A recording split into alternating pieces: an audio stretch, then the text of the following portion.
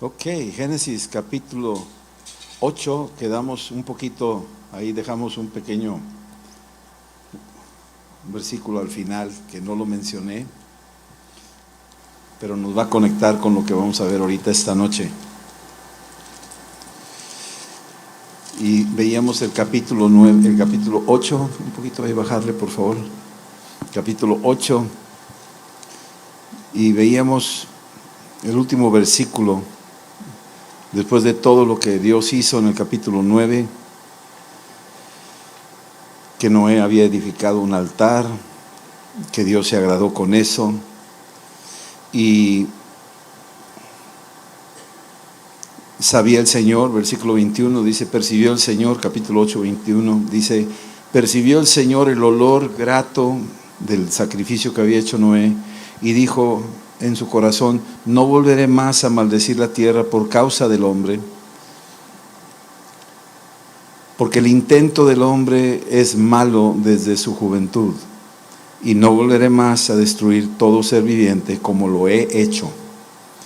Y eso, como lo he hecho, se refería a que la forma en que lo hizo con agua, con un diluvio. Versículo 22, y dice aquí, mientras la tierra permanezca. Y aquí eso, mientras la tierra permanezca, es algo importante, porque está dejando entrever de que la tierra no va a permanecer. O sea, tiene una fecha límite, hay que entender eso. Y entonces dice, mientras la tierra permanezca, no cesarán la sementera y la siega, el frío y el calor, el verano y el invierno, y el día y la noche. Así es que el Señor deja ver de que mientras la tierra permanezca, hay ciertas cosas que van a continuar y las tenemos que reconocer. Dios promete sostener un principio, el principio de la siembra y la cosecha. Sí, aquí lo está diciendo en el versículo 22. Dice, mientras la tierra permanezca, no cesarán la sementera y la siega, la siembra y la cosecha. Pero no se refiere solamente a las cosas de la agricultura, sino también al principio de que todas las acciones correspondientes a lo que hacemos, lo que siembras, cosechas. ¿Han oído eso, verdad? Lo que sembramos, hagamos bien o hagamos mal, lo que siembras, cosechas. Gálatas 6:7 dice, no te engañes, Dios no puede ser burlado, pues todo lo que el hombre sembrare, eso también segará, basado en esta escritura, que no iban a cesar la sementera y la siega. Gálatas 6:8 dice, porque el que siembra para su carne, de la carne segará corrupción, mas el que siembra para el espíritu, del espíritu segará vida eterna.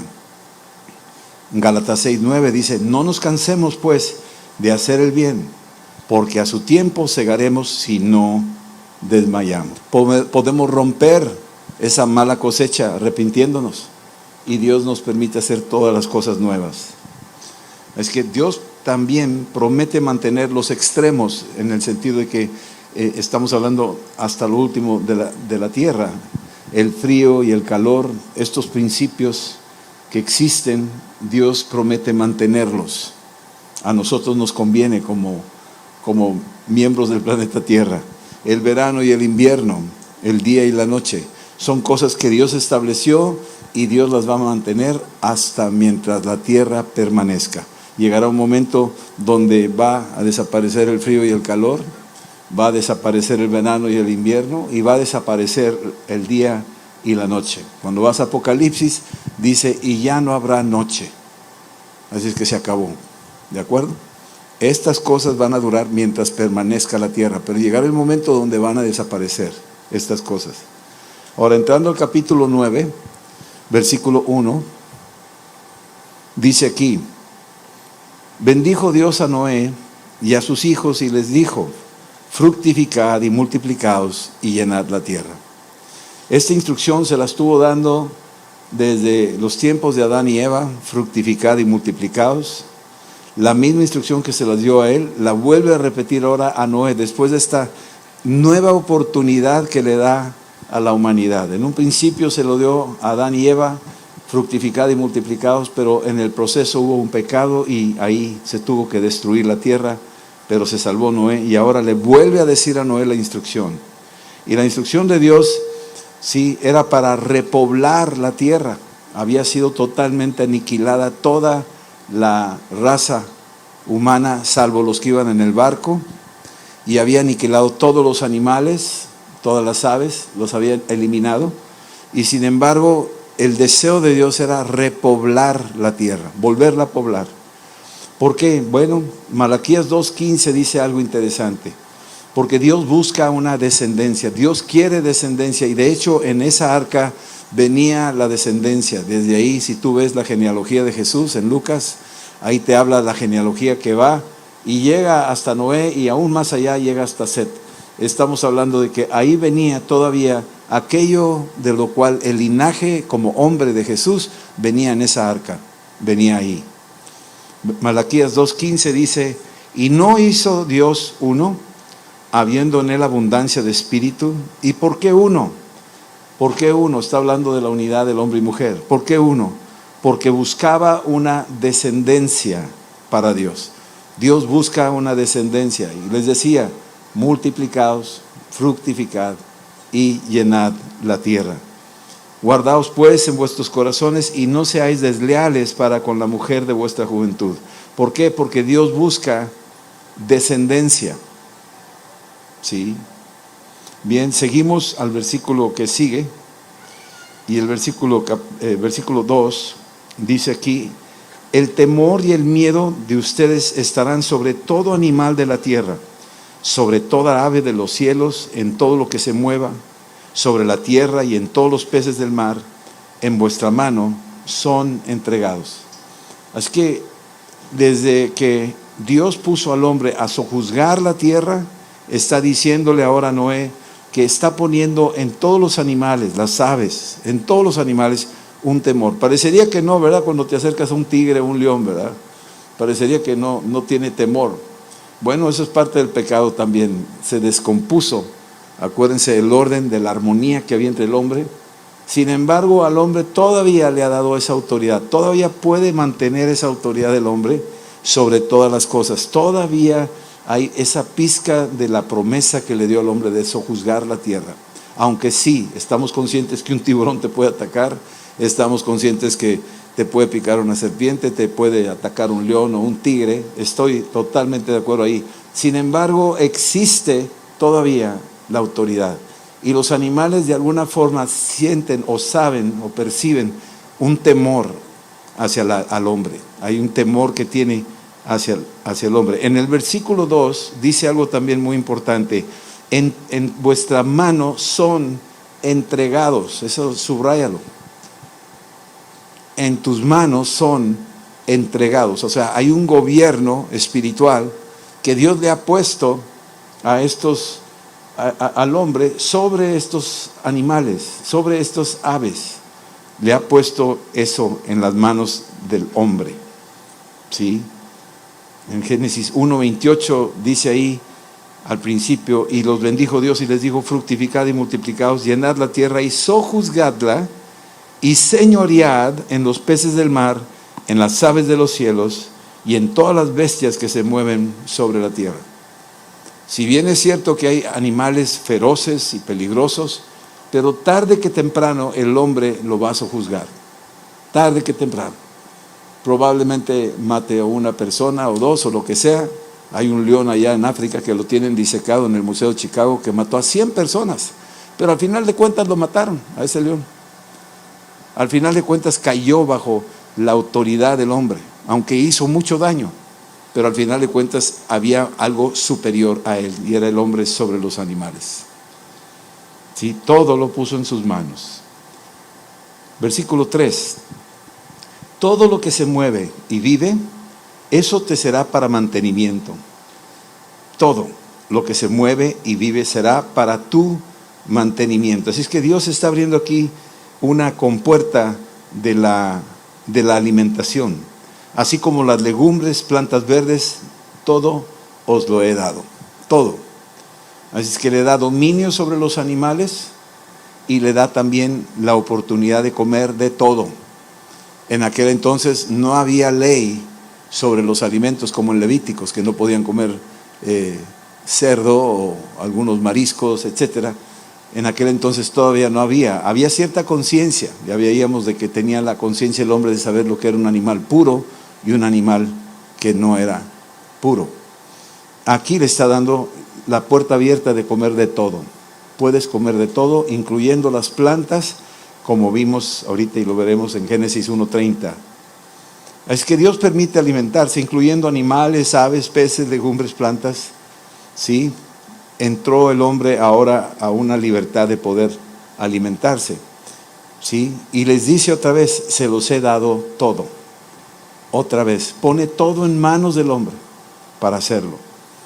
En Génesis 1:30, los primeros animales que existieron, y después creó Dios al hombre, dice: a toda bestia de la tierra y a todas las aves de los cielos y a todo lo que se arrastra sobre la tierra en que hay vida, toda planta verde les será para comer.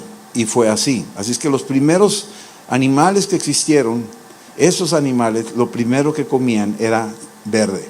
Nada de carnita, nada de Jurassic Park comiéndose un dinosaurio al otro. O sea, la realidad bíblica era así, había una armonía total en todos los animales, y los animales caminaban con Adán. Esa es la armonía que existía. Se rompió esa armonía cuando cayó el pecado. ¿Sí? Los he dado todos. Versículo 4. Ahora viene por decir así, la segunda prohibición, más seria de todas. Dice aquí, la primera fue: no comerás del árbol del bien y del mal, pero ahora en el versículo 4 aparece algo que le pone un alto al hombre, le pone un límite, una limitación. Pero carne con su vida, que es su sangre, no comerás. Así es que aquí ahora el Señor pone un límite en que sí puedes comer todos los animales, pero la sangre no. ¿Sí? Ahora Dios permite que sea así, y sin embargo pone el límite de que la sangre no. Ahora la pregunta es ¿por qué? Bueno, ahorita lo vamos a ver. Se podría decir que esta es la segunda prohibición después de la que Dios le dio a Adán y Eva de no comer del árbol del bien y del mal. Sí, en capítulo 2, 16 al 17, dice aquí: mandó el Señor Dios al hombre diciendo: de todo árbol del huerto podrás comer, pero del árbol de la ciencia del bien y del mal no comerás, porque el día que de él comieres ciertamente morirás. Así es que Dios revela aquí algo. Revela que la sangre es la vida de los animales y de las personas. La sangre. Tú tienes sangre. Bueno, esa es la vida que te sostiene. Eso es lo que te tiene a ti vivo y de pie. ¿Sí? Deja entrever aquí algo interesante al decirle que no comas de esto.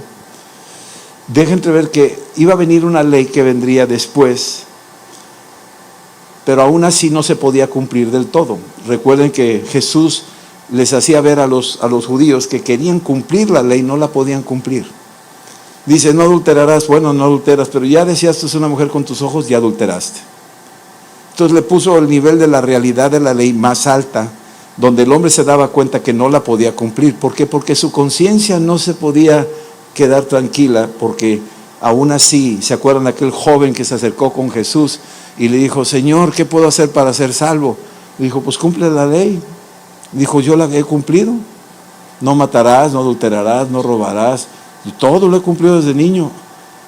Como diciendo, he estado meditando y guardando la ley, pero aún así mi conciencia no me deja vivir tranquilo. Entonces cumplir la ley no te limpia la conciencia. ¿Sí estamos entendiendo eso? Sabía que algo estaba todavía pendiente, algo estaba totalmente incompleto y no la podía cumplir. Bueno, a la hora de decir aquí la escritura, no comerás la sangre, pero sí puedes comer todo tipo de animal. ¿Cómo le haces para drenar toda la sangre de un animal después de que lo sacrificas? ¿Sabes que los judíos cuando sacrifican un animal, lo quieren kosher, lo ponen al revés, el cabrito o el carnero o la oveja, la atan de las patas y la voltean, la degollan, ponen un lebrillo abajo y entonces con los dedos le aplastan las venas para que todo quede totalmente drenado en la vasija? Pero la pregunta es, ¿y no quedará una microgota allá adentro? Así le digo a los testigos de Jehová. Porque dicen, no, nosotros no tomamos sangre, ni transfusiones, olvídate, es prohibidísimo por Dios. Bueno, yo no como moronga, pero ¿sí comes una hamburguesa? Sí, ¿y estás seguro que no hay microgotas de sangre ahí adentro? Ah, no, entonces ¿cómo? ¿Estás cumpliendo la ley o no? ¿No la estás cumpliendo? ¿Estás violando la ley? Por más insignificante que sea la gotita micro, hay algo que te está afectando y la estás violando sin darte cuenta, ¿sí o no? Y se quedan así como que ya. Entonces, para nosotros entender este principio que Dios dice no tomarás, definitivamente pues no comemos moronga, ni fritada de cabrito, ¿verdad? Y cosas por el estilo que estaban ahí, que era parte del menú, ¿sí? Aunque dice que puedes comer de todo, pero si te lo está diciendo la palabra, mejor yo me mantengo al margen, no tengo problema con eso, no soy testigo de Jehová y no soy de la ley. Pero si Dios lo dice, no pasa nada, yo respeto eso y lo está diciendo claramente, ¿sí? Que ahí se encuentra lo que Dios define como que ahí está la vida. Dios no quería eso. Y te voy a decir por qué también, otra razón.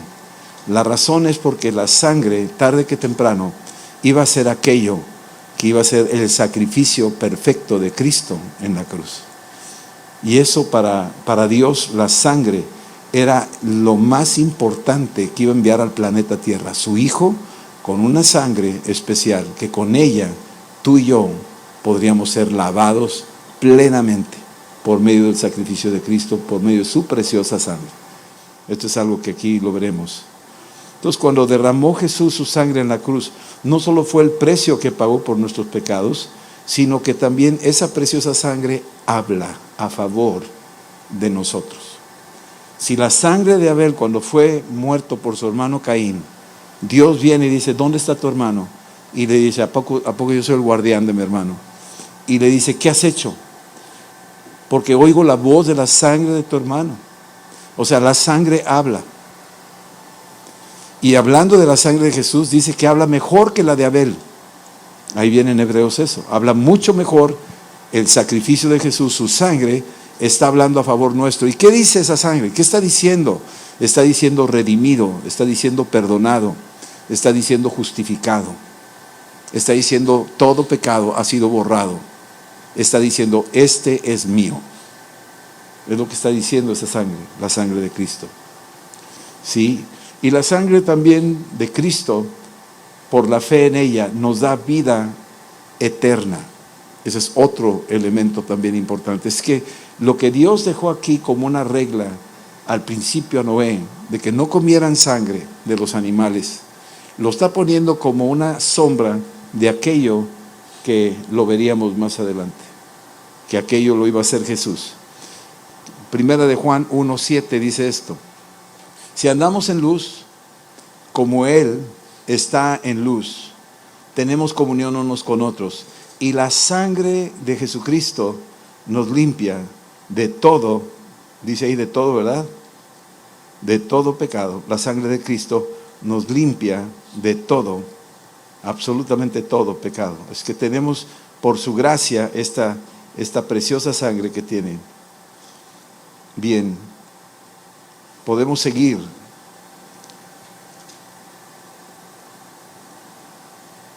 Permítanme.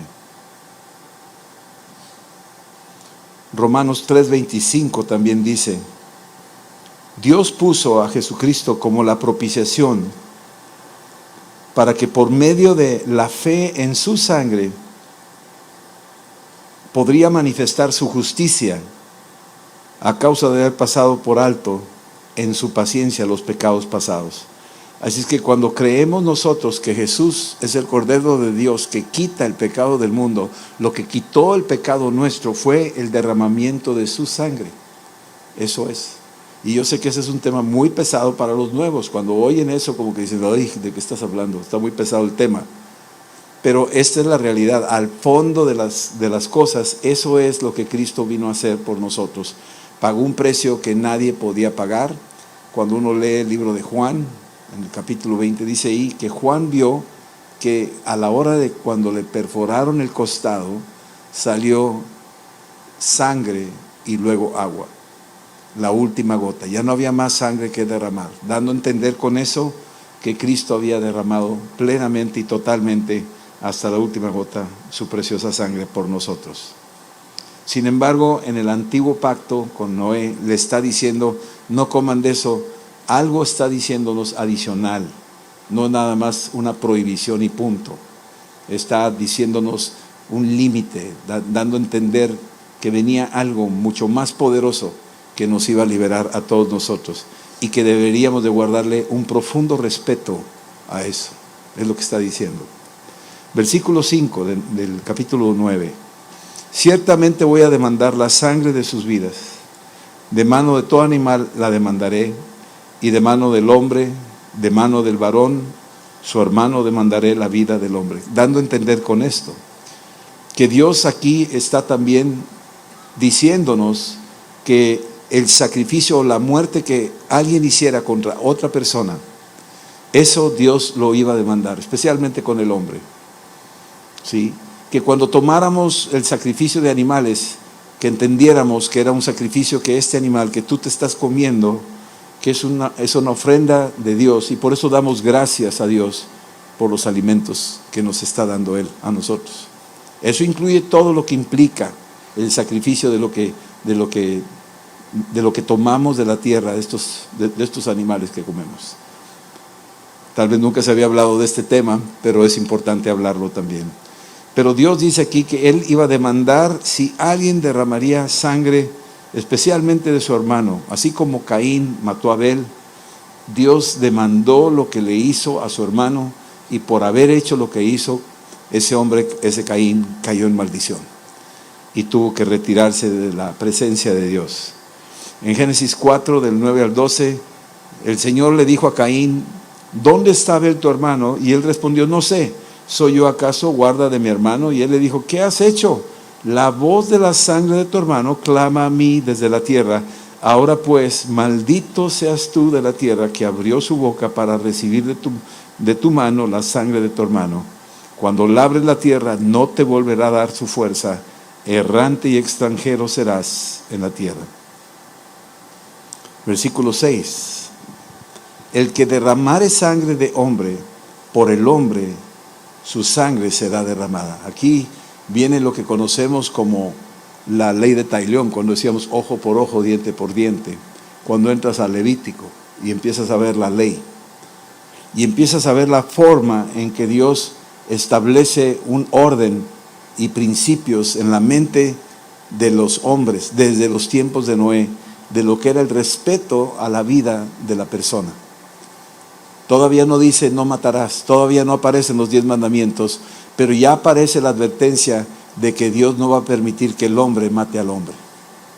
Él no lo va a permitir. Ya lo está dejando entrever, ya por decir así, la ley no está inscrita solamente en tablas de piedra, sino que la está poniendo en su mente, se la está dejando entrever claramente. El que derramare sangre de hombre, por el hombre su sangre será derramada, porque a imagen de Dios es hecho el hombre. Así es que vemos esto, que Dios prohíbe matar al hombre. Ahora yo sé que ustedes van a preguntarse, bueno, y las guerras, y cuando David mató a Goliat, pues entonces ¿cómo estuvo eso? Si mató a alguien ahí, o Moisés mató al egipcio, ¿cómo está la cosa? ¿Por qué ahí sí y acá no? ¿Cómo está la cosa? Pero ha habido, me acuerdo, hablé con Elías Tepper, que él es judío, cristiano ahora, y es un judío mesiánico, y me decía que el no matarás no se entiende como no matar y punto, sino no cometerás crimen. Ese es el sentido de no matarás. No cometerás crimen. Crimen es cuando atacas a alguien arteramente o lo matas. Lo puedes matar por accidente, en un accidente automovilístico, o lo puedes matar en guerra. Ese es otro concepto, no es un crimen eso. Estamos hablando de otros escenarios. El escenario que está mencionando es no cometerás crimen. A eso se refiere cuando decimos eso. Y las consecuencias de un crimen sería de igual manera. El criminal tendría que pagar ese crimen con su propia vida. Esa es la forma en que era la ley. Todavía no aparece el libro de Levíticos, pero ya aquí empiezan a ver estas cosas. Ahora, queramos entender algo. Noten cómo están acabando de desembarcar. ¿De dónde vienen ellos? Vienen de una sociedad caída, donde había crímenes. ¿Sí están entendiendo eso? Vienen de una sociedad caída donde había cosas injustas que hacían los hombres. Era violencia, dice la Escritura. Había de todo tipo de cosas terribles que estaban haciendo. Entonces, Noé y sus hijos y sus esposas, cuando están saliendo, aun cuando salgan del arca, vienen de un contexto que estuvieron ellos en medio de esa sociedad que practicaba esas cosas. Así es que a la hora de desembarcar, Dios ya les pone el alto desde el principio y les dice, nomás que esto no lo van a repetir ustedes. Esto no lo quiero. Y le pone estas limitantes a Noé y a sus hijos y a su familia, que esto no lo voy a permitir, se los voy a dejar bien claro. Ahora, definitivamente lo dice Dios, pero ahora dependía del hombre si le obedeciera o no. ¿Sí estamos entendiendo? Pero ya Dios ya lo dijo, ya lo puso enfrente, ya les puso el alto. Ya les dijo, esto no lo voy a permitir. Versículo 7. Ustedes fructifiquen y multiplíquense. Noten cómo lo vuelve a repetir una y otra vez. Procread, ahí está la descendencia. Procread abundantemente en la tierra y multiplicaos en ella. Dios busca descendencia. Dios repite una y otra vez que se multipliquen abundantemente los hombres, incluyendo todas las especies. Parece que hoy en día el hombre no quiere multiplicarse. Están tratando de eliminar la multiplicación. Es como la antítesis de lo que Dios ha querido hacer. Algunos dirán, no, pues que la familia pequeña vive mejor. Tenemos más recursos para tener menos hijos. Pero hablaba con un hombre apenas este domingo que tuvo 11 hijos. Los 11 hijos, digo, yo no estudié carreras ni nada y trabajé y toda la vida. Nunca les faltó nada a mis hijos. Todos son profesionistas, todos se casaron. Tengo 24 nietos y tengo 14 bisnietos. O sea, y dices tú, entonces, ¿dónde está eso que la familia pequeña vive mejor? No estoy dando ideas, conste. Nomás estoy diciendo, ¿sí? Bien, versículos del 8 al 10. Y habló Dios a Noé y a sus hijos con él, diciendo, he aquí yo establezco, ahora ya después de que les puso la ley, o más bien les puso las recomendaciones, quiero que se multipliquen, quiero que se fructifiquen, por favor pueden comer de todo lo que quieran, sin embargo la sangre no, por favor, no coman sangre, no beban sangre, por favor, eso es lo que no lo quiere Dios, porque ahí está la vida de los animales, ahí está la vida del ser, de las personas, ¿sí? Y no quiero que maten a nadie. El hombre no debe de matar a nadie, no se maten, por favor. Ahí lo está poniendo el Señor ahí. Ahora viene otra cosa, y aquí dice, versículo del 8 al 10, dice, y habló el Señor a Noé y a sus hijos con él, y les dijo, he aquí yo establezco mi pacto con ustedes. Ahora sí, empieza a hablar Dios de un pacto. Es un pacto con sus descendientes, es decir, nosotros. Y con todo ser viviente que está entre ustedes, las aves, los animales y toda bestia de la tierra que está en ustedes. Noten, no sé si los animales tendrán conciencia o no de ese pacto. De hecho, no sé si el hombre se da cuenta de aquel pacto que hizo Dios cada vez que ve el arco iris. Tal vez ni se da cuenta qué significa, nomás dice, oye, qué padre está el arco iris, qué bonito se ve. Pero no entiende el mensaje, porque ya existe un pacto. Cuando ves aquella belleza, lo único que puedo decir es qué bonito está, pero muchos ignoran lo que Dios está diciendo. Eso es un pacto que estoy haciendo con el hombre. Hay un pacto de por medio, ¿sí? Y dice aquí que ese pacto lo hizo con todos, incluyendo los animales. Y dice, desde todos los que salieron del arca hasta todo animal de la tierra. Es decir, ese pacto lo hizo Dios con todos los que salieron del arca, todos los que salieron del arca. ¿Y quiénes salieron del arca? Pues Noé y su esposa, sus 3 hijos, sus esposas y todos los animales que estaban ahí. Cuando salen, ahora hay un arco, hay algo que está ahí, que apareció. No había eso antes, ahora aparece, ¿sí? Y eso es un pacto inquebrantable. Y de ahí que existe en la conciencia de la humanidad el respetar, por decir así, cuando hablamos eso, volviendo un poco al tema de no matarás, o la ley de no matar al hombre, porque si lo hace el hombre pagará con su vida el haber matado al que le quitó la vida.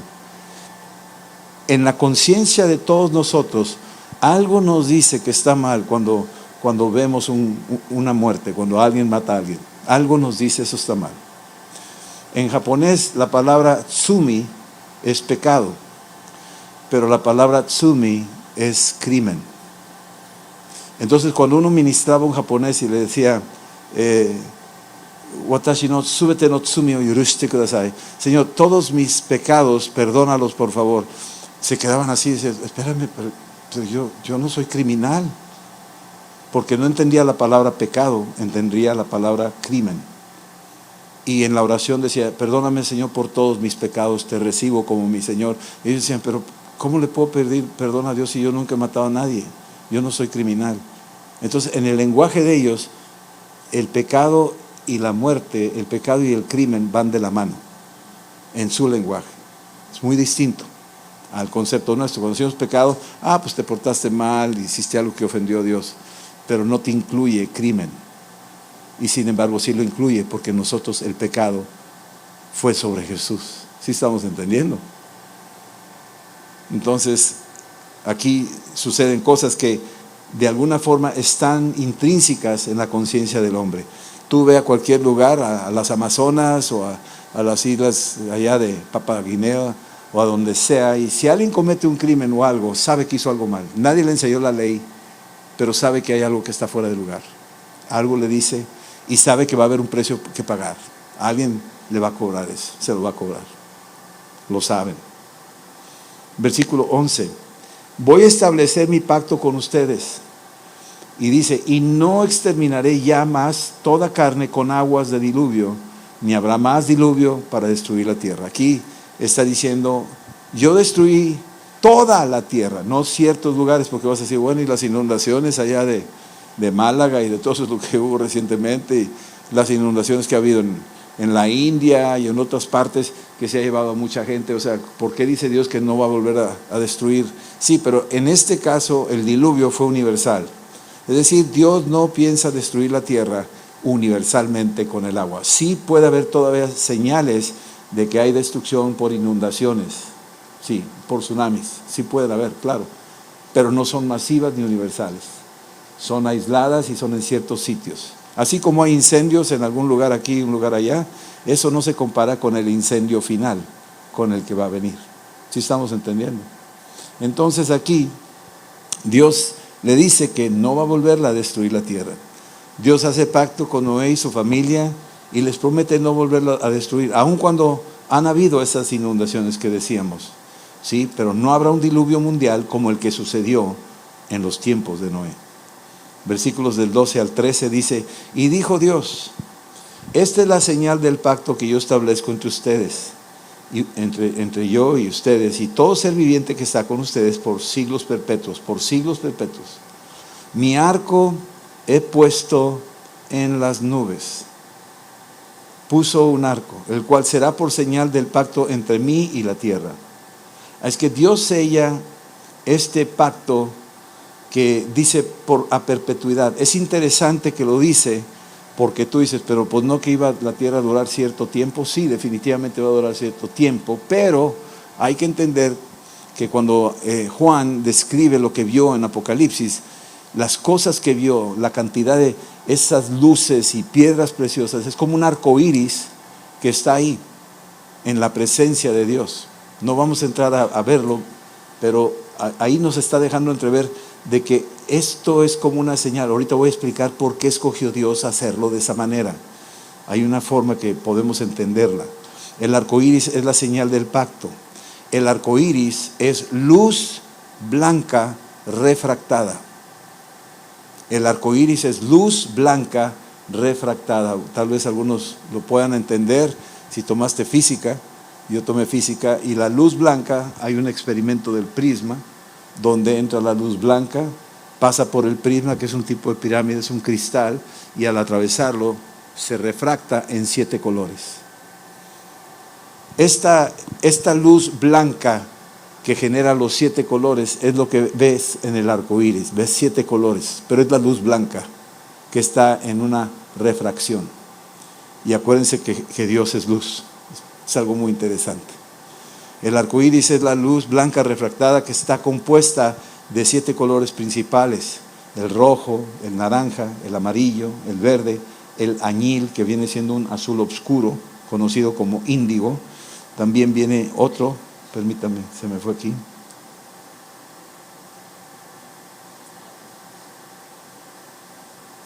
Ok. El azul y el violeta. Estos 7 colores siempre se presentan de la misma manera, en ese orden, cuando pasa la luz blanca por un prisma, o bien cuando pasa la luz blanca, y sucederá que cuando haga venir nubes, aquí viene, cuando haga suceder venir nubes sobre la tierra, se dejará ver entonces mi arco en las nubes. Ahora, las nubes están cargadas de partículas de agua, que hacen las veces de un cristal. Entonces, cuando la luz blanca atraviesa las nubes que tienen partículas de agua, esas partículas de agua empiezan a producir el efecto de refracción, donde la luz blanca se divide en los 7 colores, que es, sumando los 7 colores, la suma de ellos produce luz blanca. Ese es algo. ¿Sí? Bien. Este efecto se le conoce como el efecto prisma, que ya les mencioné. Y la Biblia nos dice que Dios es luz, ¿sí? No es luz del sol, ni luz de alguna estrella. Dios es luz. Al principio Dios dice ahí que estaba la luz. La luz es algo totalmente diferente. Tú léete Génesis 1 y lo primero que hay es luz, pero no es la luz que viene porque al tercer, cuarto día aparece el sol y aparece la luna y aparecen las estrellas, hasta el cuarto. ¿Sí me explico? Entonces, ¿esa luz qué es? Pues es la misma gloria de Dios, ¿sí? De hecho, la gente que ha pasado de este mundo al otro y regresa, lo que dicen es que vio una luz maravillosa, vio una luz inexplicable, hermosísima. Primera de Juan 1:5 dice: este es el mensaje que hemos oído de Él y os anunciamos: Dios es luz y no hay ningunas tinieblas en Él. El 7 es el número perfecto de Dios, lo decíamos. Los colores nos hablan del Espíritu Santo, que según la Biblia se compone de 7 espíritus. Cuando ves Apocalipsis te habla de esos 7 espíritus, hablando de su perfección. 7 es el número perfecto. Está hablando de diferentes facetas de los atributos que tiene Dios. Apocalipsis 3:1 dice: escribe al ángel de la iglesia en Sardis, el que tiene los 7 espíritus de Dios. Está hablando de esta gama de los 7 que componen lo que es Dios en sí, la perfección de Dios, la luz de Dios. Bien, Apocalipsis 4:5 dice: y del trono salían relámpagos, truenos y voces, delante del trono ardían 7 lámparas de fuego, las cuales son los 7 espíritus de Dios. Así es que es difícil describir todo esto que estamos hablando ahorita. Yo sé que algunos se van a, ojalá duermas, ¿verdad? Pero es difícil explicarlo con más detalle. Pero esto es lo que nos está reflejando el arco iris que Dios pone, que viene siendo luz refractada y que te refleja 7, y que el hombre ve todo eso y no nomás ves colores bonitos, sino además estás viendo un mensaje, que Dios es luz y ha derramado de su Espíritu Santo sobre la tierra, y es como una coraza de protección y una promesa de parte de Dios. Versículo 15: me voy a acordar del pacto que hice con ustedes y todo ser viviente. No habrá más diluvio de estas aguas, voy a destruir toda carne. El arco iris es un recordatorio. Cada vez que lo veamos, acuérdate, es un pacto de Dios, ¿sí? Sin embargo, el movimiento LGTB que hemos oído y muy famoso ha usado el arco iris, la bandera, ¿sí? Usando el arco iris, y está mandando un mensaje. Manda un mensaje al mundo y también le está mandando un mensaje triple a Dios. Número 1, le está diciendo a Dios: Dios, no lograste destruirnos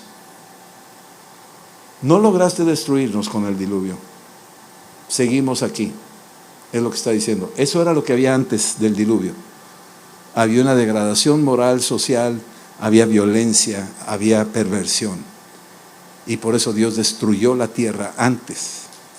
Pero cuando salen del arca y aparecen todavía estos síntomas en el corazón del hombre, que ahorita lo vamos a ver, nos damos cuenta que todo esto sigue y están mandando un mensaje. No pudiste con nosotros, seguimos vivos. El segundo mensaje es: desafiamos a Dios, no le tenemos miedo. Ese es el segundo mensaje. Y el tercer mensaje es: nos reímos de sus amenazas, ¿sí? Que algún día va a destruir la tierra con fuego.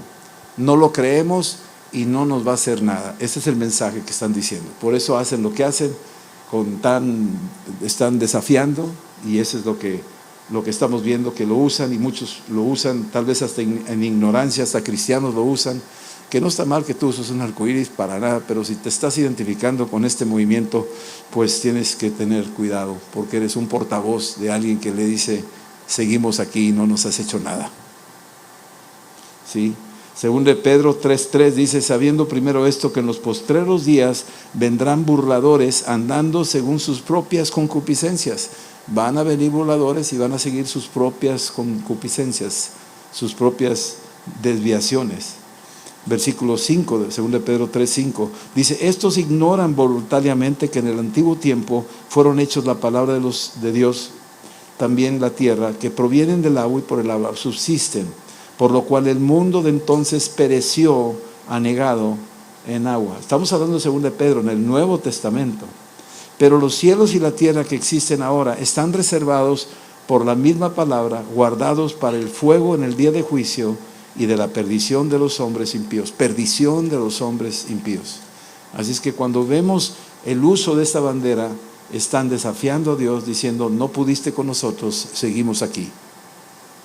Es lo que está. Y realmente no son personas, estamos hablando de espíritus, son demonios que están hablando. Versículo 17: dijo pues Dios a Noé: esta es la señal del pacto que he establecido con todas las personas. Dios afirma su promesa. Versículo 18 y 19: y los hijos de Noé salieron del arca, ellos fueron Sem, Cam y Jafet.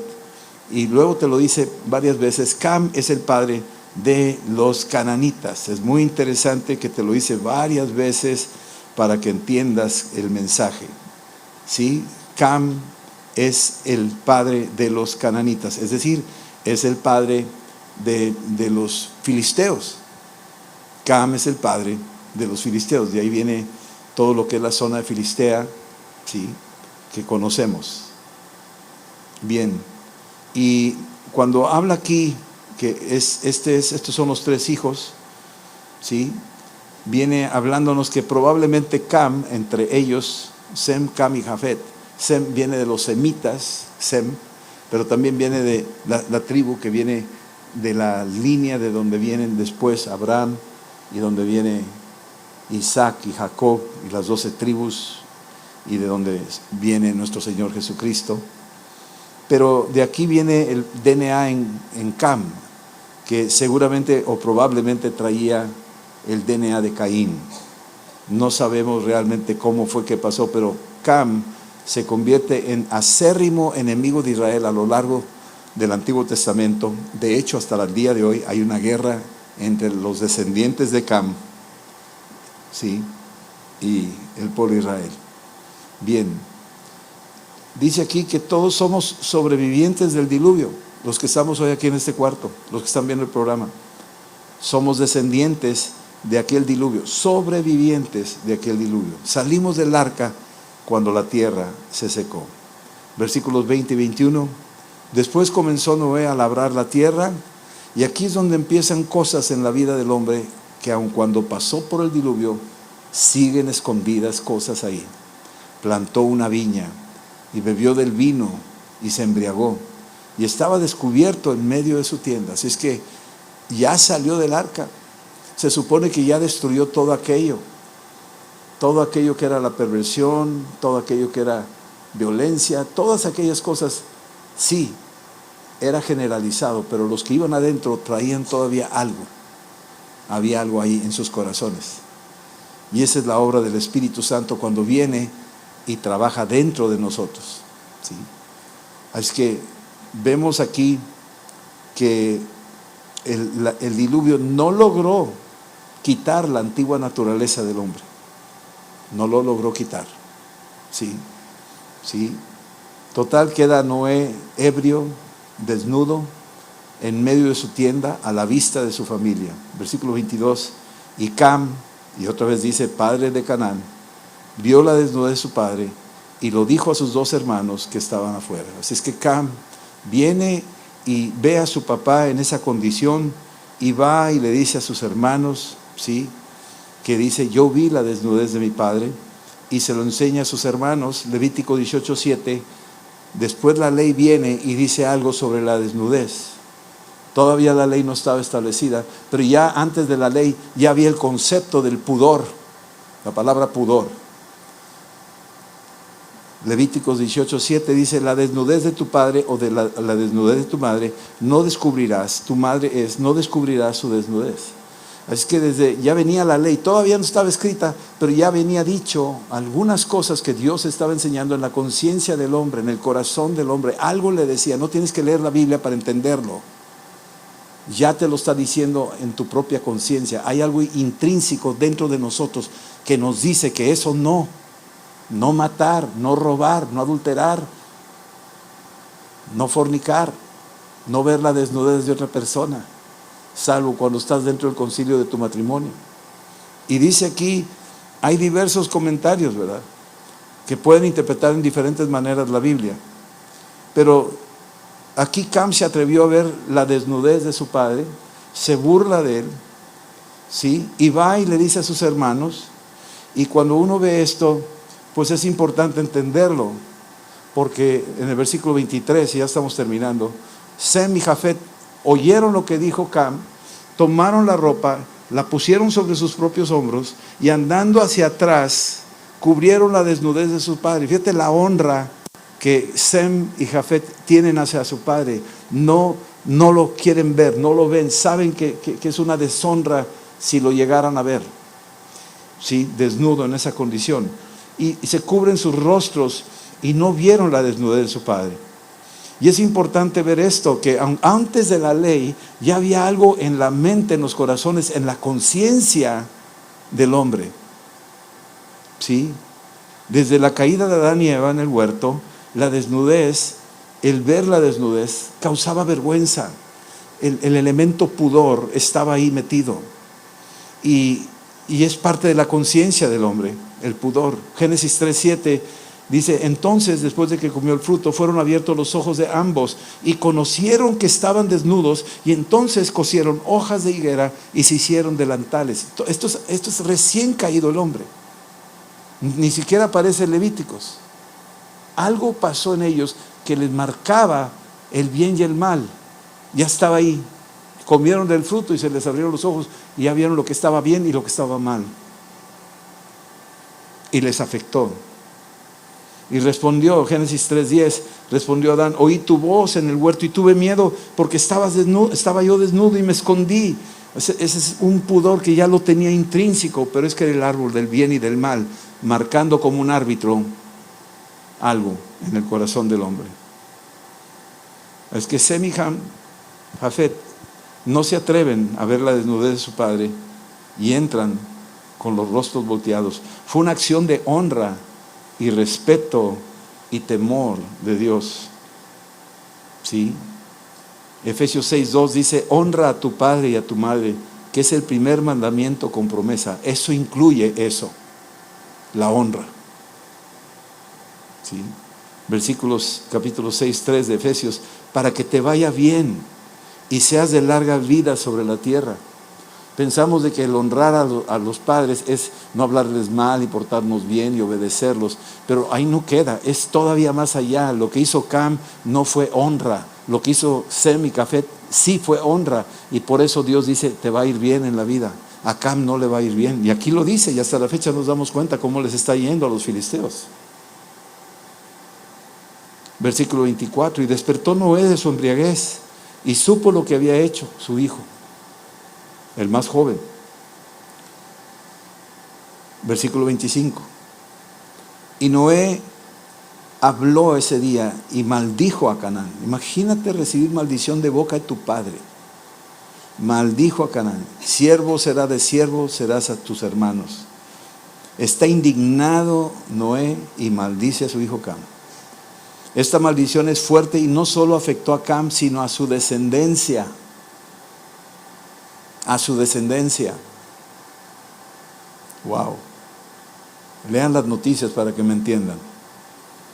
Los hermanos de Cam iban a prevalecer sobre él y lo iban a dominar. Versículo 26. Sin embargo, Noé voltea hacia sus hijos, Sem y Jafet, y dijo, fíjate lo que dice, bendito por Jehová mi Dios sea Sem. O sea, Noé, como si fuera un vehículo, dice, bendito sea por Dios. Y bendice a Sem y a Jafet. ¿Sí? Hay poder en la lengua. Todo lo que ates en la tierra será atado en el cielo. Todo lo que desates en la tierra será desatado en el cielo. Por eso tenemos que tener mucho cuidado y por eso procuramos siempre que los padres bendigan a los hijos, que los hijos oigan la bendición y que los padres se limiten a no maldecir jamás a sus hijos. ¿Sí? Y si tú has sido maldecido por tu padre, perdónalo y cancela esa maldición, renuncia a esa maldición y acepta la misericordia de, hoy me reveló algo el Señor. Entre los nombres de Jesús es admirable consejero, Dios fuerte. ¿Qué dice? Padre eterno, ¿verdad que sí? Padre eterno. ¿Dice Padre eterno? ¿Quiere decir que es un Padre que no tuvo principio ni final? Tú tienes un Padre que no tuvo principio ni final. Es un Padre que te bendice. Así es que si tu padre en la tierra te maldijo, tú tienes un Padre eterno que te bendice eternamente. Recibe eso. Amén. Bien, engrandezca Dios a Jafet y habite en las tiendas de Sem y sea Caná su siervo. Wow. Versículos 28 al 29. Y vivió Noé después de este diluvio 350 años, en total vivió 950 años. Y Noé es de los últimos longevos de la Biblia, de los últimos. ¿Sí? Fue un instrumento de Dios para salvar a la humanidad. De hecho, gracias a la obediencia, a la fe, a la responsabilidad cumplida y al temor reverente de Noé, tú estás aquí también, por la gracia de Dios. Porque él empezó a construir el arca, él hizo caso. Y entraron la familia de Noé y nosotros venimos de ahí, todos. Todos los que tú veas en el mundo ahorita, de ahí venimos. No bajamos en una nave de otro planeta, o no hubo una isla ahí de Gilligan, sobrevivientes. O sea, estamos hablando de que somos sobrevivientes del desembarco del arca de Noé. De ahí salimos nosotros. Y se multiplicó y como le dijo, fructificad y multiplicaos. Y la tierra fue llena y somos parte de esa orden que le dio Dios a Noé. Vamos a orar. Sí. Ahora nosotros somos los Noés de este tiempo. Ahora somos los pregoneros de justicia. Ahora somos los que construimos la iglesia como Noé lo hizo en aquel entonces. Que así sea. Amén. Tú eres como un Noé para este tiempo. Te toca a ti pregonar ante un mundo que está en decadencia. Señor, esta noche venimos ante ti. Señor, queremos darte gracias por habernos preservado, por habernos permitido llegar hasta aquí. Te pedimos que nos perdones por nuestros pecados, nuestras faltas. Creemos en la sangre de Cristo, que tiene poder para lavarnos de todo pecado. Oramos que, Señor, tu Espíritu Santo venga y nos llenes de tu luz y te manifiestes a través de tus hijos, de todos nosotros, Señor, y te expreses a través de nosotros, como dice la Escritura, de esa manera en que tus dones se manifestarán a través de tu pueblo, Señor. Ven, Espíritu Santo, yo te animo que tú lo invoques y le digas que venga tu vida, que te llene en el nombre de Jesús, que tú renuncies a cualquier maldición que se te ha dicho a ti y que tú te arrepientas de cualquier maldición que tú has dicho a otros, aún a ti mismo. Renunciamos a estas maldiciones y nos abrigamos bajo la bendición de nuestro Padre eterno que nos bendice, porque de tal manera amó Dios al mundo que dio su Hijo unigénito, para que todo aquel que en Él crea no se pierda en aquel día, mas tenga vida eterna. Queremos, Señor, estar dentro de la iglesia, dentro del arca de la iglesia, y cuando venga ese tiempo, Señor, tú nos levantes y nos lleves contigo, en el nombre de Jesús, Padre. Te damos gracias, Señor, que a lo largo de los siglos hemos atravesado diferentes situaciones, diferentes tempestades, y hasta aquí nos has traído, Señor. Sabemos que esto es un milagro, de que somos los sobrevivientes de aquel gran diluvio por tu gran misericordia. Y sabemos que hay cosas que estaban ahí y están todavía ocultas en el corazón del hombre. Señor, renunciamos a ellas. No queremos, Señor, aquello que hicieron aquellos perversos de aquellos tiempos. No queremos ser parte de la caída de los hombres de estos tiempos que están en decadencia. Queremos ser tu pueblo redimido, un pueblo, una nación santa, un pueblo adquirido por Dios, lavado con tu sangre, en el nombre de Jesús, Padre. Lávanos, Señor, y manténnos unidos en un mismo espíritu, en el nombre de Jesús. Y úsanos como a Noé en estos tiempos, que seamos pregoneros de justicia a un mundo que no sabe lo que viene, que están en grave peligro, Señor, y que necesitan arrepentirse y reconciliarse contigo por medio de la fe en Jesucristo y en su sangre. Sean lavados en el nombre de Jesús. Te lo pedimos, Padre. Amén. Amén. Dios los bendiga y continuamos. Seguimos con el capítulo 10 la semana que entra. Dios los bendiga.